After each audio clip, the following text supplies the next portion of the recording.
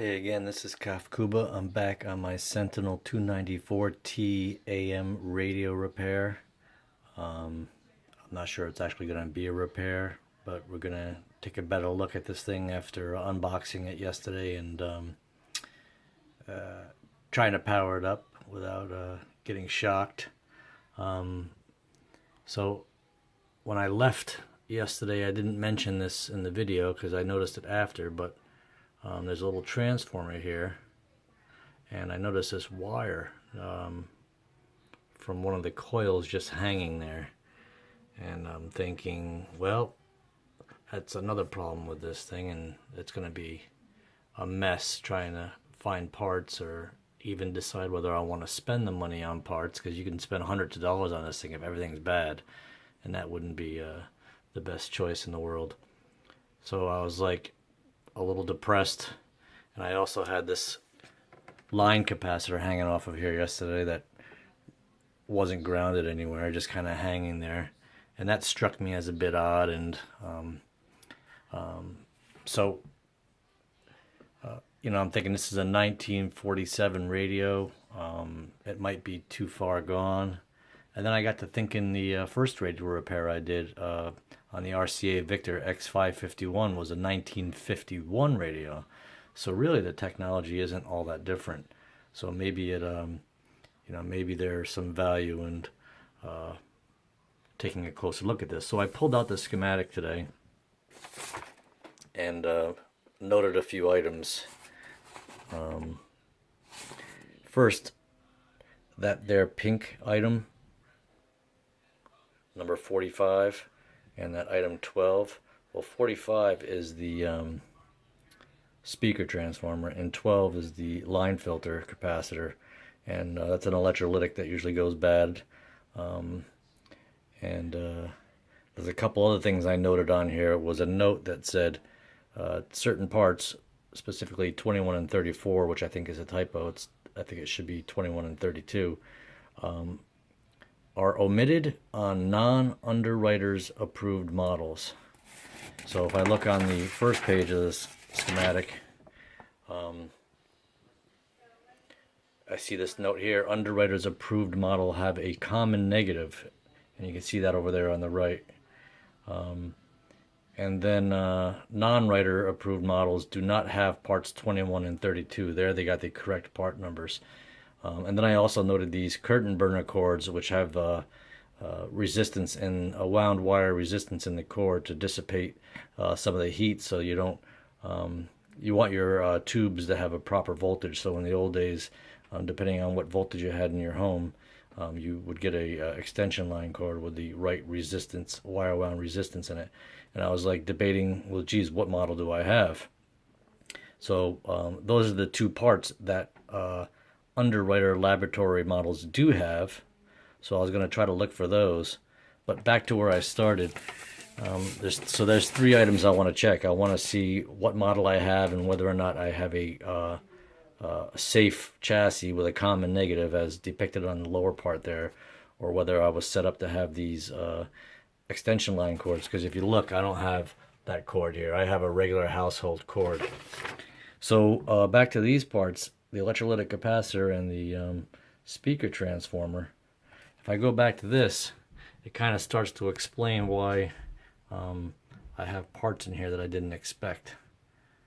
I think someone bypassed this bad electrolytic a long time ago, because this is like a 1950s style capacitor, and they used a 30-30 microfarad. So there's essentially two capacitors in there, 30 and 30 microfarads, and this was a 50-50 microfarad dual electrolytic capacitor.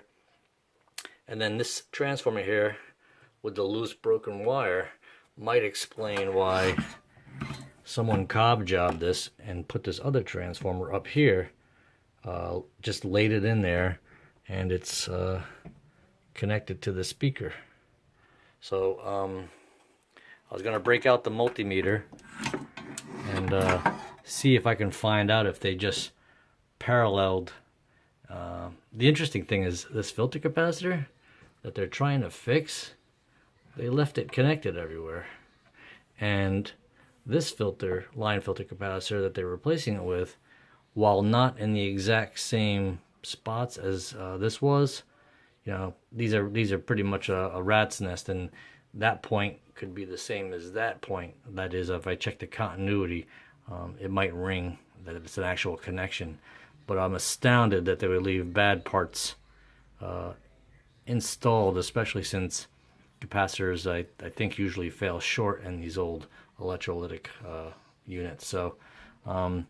So there's a couple things I want to look at. I want to see if I have a grounded chassis, which might explain why I don't have a resistor cord.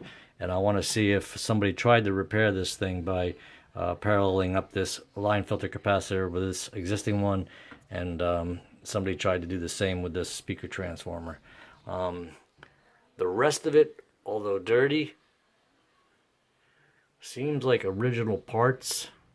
And that's not unusual, although these paper capacitors also fail in time, and I replaced them in my RCA Victor tutorial. I looked up the steel vacuum tubes, and this was the first thing I'm working on that has those, and apparently they're equivalent to the glass tubes, but have some advantages such as EMI shielding. But there's also some disadvantages, such as capacitance values don't always mate up exactly with their glass tube counterparts. But I don't know a whole lot about all this. I'm just kind of trying to see what I got here and see if it's worth working on. So I'm going to pause for a second and see if I can take a closer look at whether these are paralleled items.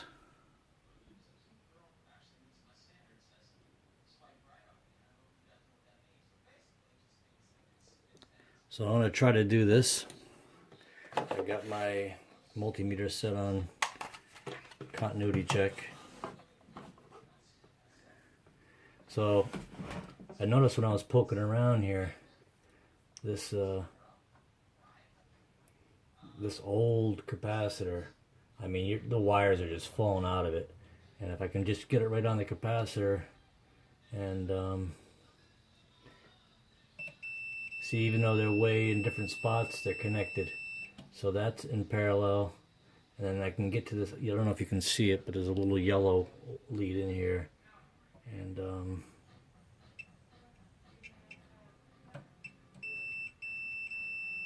so that's what this guy did. He bypassed, but did not disconnect, a shorted or shitty 50-50 microfarad capacitor and paralleled it with a 30-30. The capacitance is probably not all that important, but the fact that he just left the old one connected, that's a shit show. And then the ground on the there's 3 leads on this capacitor. Again, I'm not sure you can see it, and I don't have exactly a studio here, but the black wire is right here, and that's where this was supposed to go. And it might, oh god, it almost looks like it was soldered there at one point. So that's what's going on with this. So I can cut both of these out after I mark the places where they were connected. So that could be part of the problem while I wasn't getting voltage. I mean, that could, they both could be bad. And I tried to get a closer look at this transformer, and it's kind of a cob job. But the fact that this is not connected, and I don't know if you can see here, but that one's cut. That's cut there, and that's cut there, although it's still connected. No, that goes behind there. So that's cut, this is hanging, and the other one, so this is the I'm guessing, based on looking at the little speaker transformer on top, that this was going to the speaker, and this was the input, and that was cut. At least he didn't parallel that transformer. So maybe this was a failing cap, and he boosted it a little bit at the time, because it was, probably 40, 50 years ago when he did it. As this radio's 73 years old, so so everything else looks like intact and not blown up. So yeah, there's paper capacitors. There could be bad tubes. And I can't do this all on all like this because it's just going to be a shit show. I could probably clean these up. So what I'm going to do is, now that I know what's kind of going on, I'm going to spend some time off camera. Oh, I know what I wanted to do. I also wanted to check to see if there's any signs of items 32, 21 and 32, which are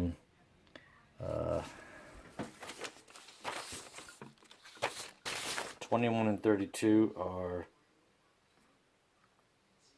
a resistor and a capacitor, and the idea being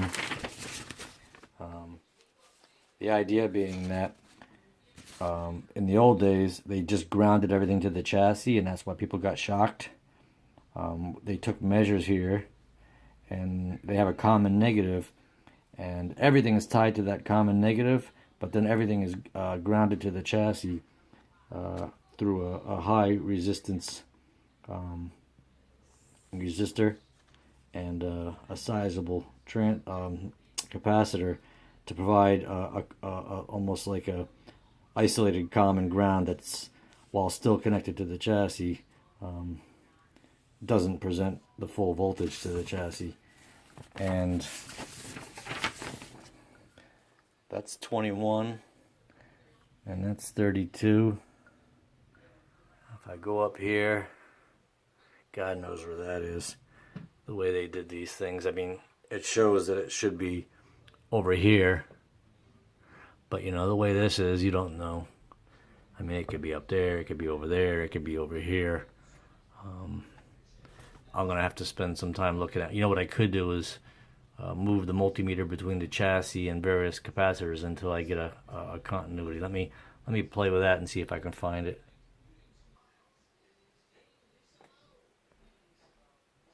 So I'm a little miffed because I checked out a bunch of transformers with my multimeter, and I got resistors. I got continuity between many resistors and ground. And whether they're capacitors or resistors, I'm not really sure, but I thought I could just check around for resistors and see when that connected to the chassis, and then measure it, and that one was a good suspect because it ended up being within spec for the 24,000 ohm resistor they show going to chassis ground. But then when I found others that seemed to have continuity with ground, I got confused. So now I'm wondering, you know, geez, maybe I don't have a UL approved chassis, and maybe I don't have a common negative. Maybe everything's connected to chassis, or maybe they were just making shit up in those days and it was never safe. But the bottom line is I have to think about it a little more. One other thing I wanted to point out that I noticed last night was these wires hanging out in space, and I kind of concluded that they were in an antenna. Well, I think I'm right. You can see that on the schematic here.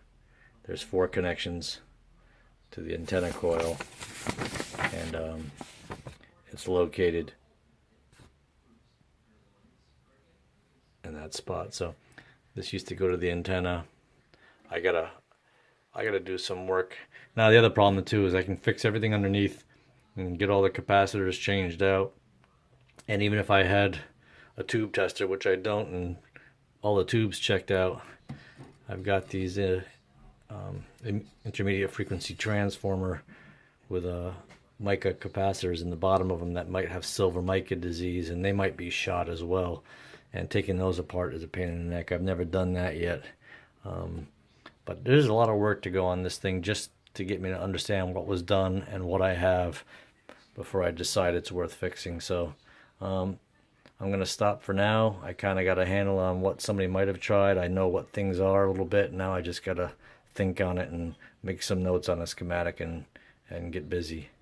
All right, thanks for tuning in.